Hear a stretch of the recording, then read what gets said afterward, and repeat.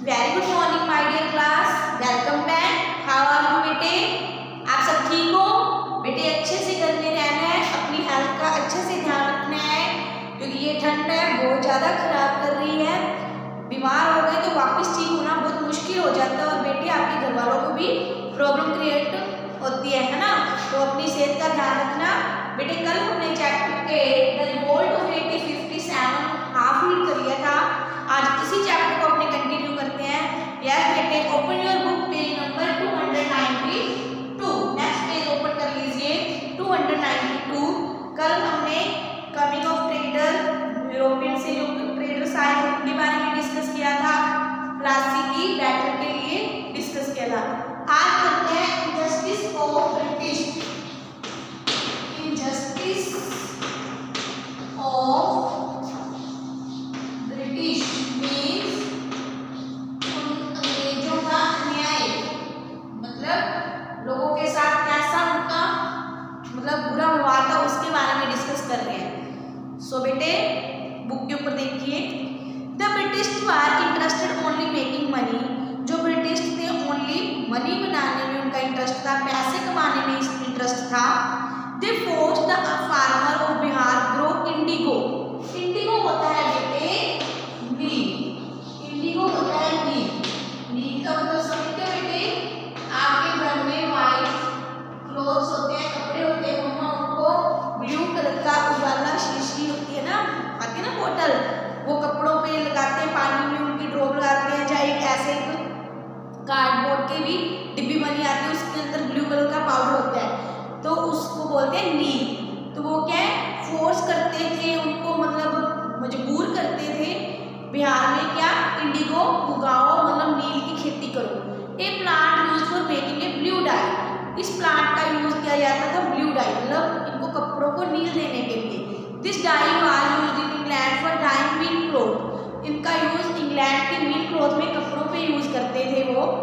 The farmer had no need for indigo as they needed food grain to feed themselves. उनको जो farmer थे उनको क्या है, नील की जरूरत नहीं थी, बल्कि उनको अनाज उगाने की जरूरत थी। As a result the Indian farmer become very poor. फिर क्या था, they were forced to sell indigo to the British at low price. As a result the Indian farmer become very poor. फिर क्या हुआ, उनको फोर्स किया जाता था कि नहीं, आपने फूड ग्रेन नहीं उगाना, आपने इंडिगो उगाना है, इंडिगो को ग्रो करना है। इससे क्या रिजल्ट क्या हुआ, जो क्या है फार्मर है इंडिया के बहुत ज्यादा पुअर हो गए, गरीब हो गए। Similarly the weaver were forced to sell their clothing very low price. Weaver होते हैं बेटे बुनकर, वीवर होता है बुनकर, मतलब कपड़ा बनाने वाला, वीवर होता है कपड़ा बनाने वाला। तो उनको भी मजबूर किया गया कि वो क्या है कपड़े बनाए, और हमें जो ब्रिटिश लोग थे कि हमें कम प्राइस में आप सेल मतलब बेचो। The Indian cottage industries were also victim of British greed. Britain could not grow cotton due to its cold climate, but they had big cotton textile mills which require cotton. क्या था, Indian cottage industry बहुत ही बुरी तरह से अंग्रेजों के अंदर आ गई थी। Britain could not grow, Britain में क्या था, उनका वहाँ का जो क्लाइमेट था, मौसम था, ठंडा था, इसलिए वो कॉटन की खेती नहीं कर सकते थे। लेकिन उनके पास जो बड़ी बड़ी मिल्स लगी हुई थी वो कॉटन की लगी हुई थी, तो इसलिए उनको कॉटन की बहुत ज़्यादा जरूरत होती थी। इसलिए वो क्या करते थे, जो इंडियन लोगों को मजबूर करते थे कॉटन को उनको कम दाम में बेचने के लिए। So raw cotton was bought from India at a low price and sent to Britain. क्या करते थे वो, रॉ मटेरियल, मैंने जैसे आपको पिछली क्लास में फोर्थ में बताया, रॉ मटेरियल क्या होता है, कच्चा मटेरियल, जिससे फिर उसके बाद क्या होता है फिनिश्ड गुड तैयार हो जाता है, माल उसको बोलते हैं फिनिश्ड गुड। तो पहले जैसे कॉटन होती है, उससे के बाद ही हम क्या बनाते हैं, उसके बाद ही हम एक कपड़े वगैरह बनते हैं, फिनिश्ड गुड बनकर तैयार होता है। तो इसलिए उनको जरूरत होती थी रॉ मटेरियल की, और फिर वो क्या करते थे, लो प्राइस में इंडिया से परचेज करते थे और ब्रिटेन में बेचते थे। In return cloth was shipped back to India and sold Indian market. फिर वो कपड़ा बना के क्या करते थे, इंडिया की मार्केट के अंदर ला के बेचते थे और उससे ज़्यादा पैसे कमाते थे। The British did not allow Indian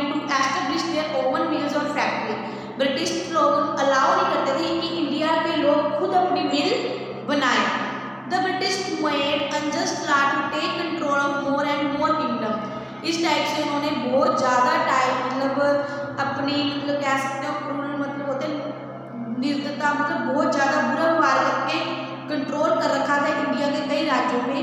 one such law was doctrine of lapse, एक उन्होंने doctrine of lapse,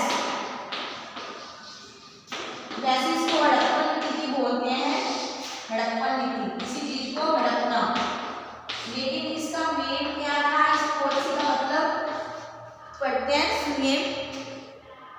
Doctrine of lapse which said that if a king died without a male child, his kingdom would be taken over the British.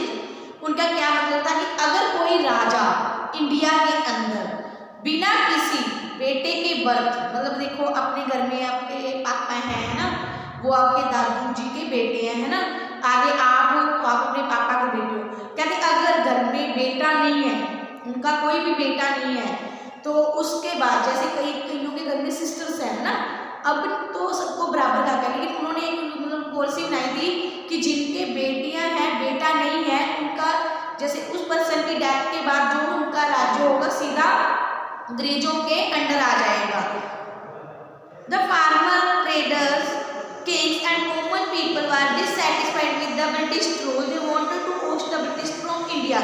इन सब से जो farmer थे, किसान थे, trader व्यापारी थे, किंग्स राजा लोग थे, कॉमन पीपल बहुत परेशान थे और वो अंग्रेजों को इंडिया से बाहर फेंकना चाहते थे, मतलब भगाना चाहते थे।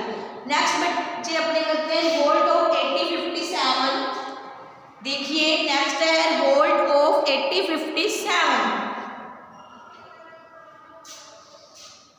Revolt of 1857, revolt of 1857. The revolt of 1857 is the called first war of the independence। ये सबसे पहले फर्स्ट वॉर स्टार्ट हुई इंडिपेंडेंस आज़ादी के लिए। It is very important landmark of India in our history, ये बहुत ही इंपॉर्टेंट लैंडमार्क है अपनी हिस्ट्री में। The revolt was started by the Indian soldier in the British army. ये स्टार्ट हुई इंडियन सोल्जर की जो मतलब आर्मी के अंदर। The reason for revolt was following incident, जो रीजन थे वो नीचे हैं, कहते the new rifle named Enfield was introduced in newer spread their cartridges were greased with the fat of cows and pigs. The covering of the these cartridges had no be bitten off before loading the gun. क्या एक नई rifle बनी जिसका नाम था Enfield, वो क्या था न्यूयर स्प्रेड, क्या था वो जो कार्टिस होते बेटे कारतूस, उनके अंदर जो भी डाले जाते थे उनको पहले माउस से छीलना पड़ता था। वो किसके बने हुए थे, काऊ के, मतलब जो मांस था उसके या पिग के।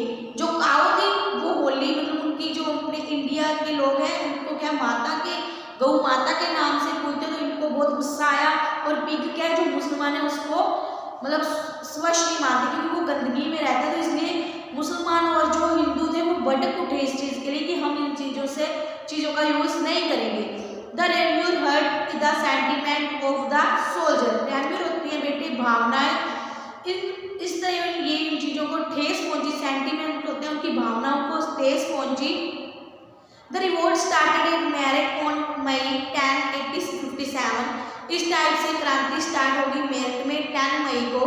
It soon spread to other part, और दूसरे पार्ट में भी फैल गया।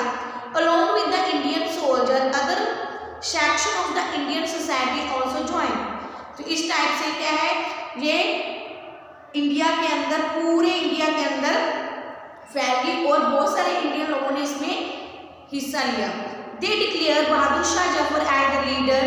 Other prominent leader were Tatya Tope, Nana Sahib, Peshwa Kunwar Singh, Rani Lakshmibai and Begum Hazrat Mahal etcetera. ये सब क्या थे, उन सब के आगे लीडर थे। मेन लीडर थे बहादुर शाह जफर और उसके बाद नीचे दूसरे लीडर थे। But the British had better train soldier and superior weapon. पर लेकिन अंग्रेजों के पास बहुत ज़्यादा ट्रेन, क्योंकि उन्होंने स्टार्टिंग से ही आर्मी लोगों को क्या है तैयार करना स्टार्ट किया था। उनके पास अच्छे अच्छे वेपन्स थे, हथियार थे। इसके कारण क्या हुआ, डिसऑर्गेनाइज्ड इंडिया क्या है अच्छे से अपना प्रदर्शन नहीं कर पाया है। They lost and revolt were suppressed. इस टाइप से वो हार गए और रिवोल्ट को, क्रांति को दबा दिया गया।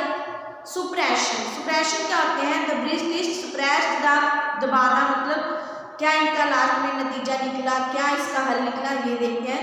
The British suppressed the revolt very क्रूरली।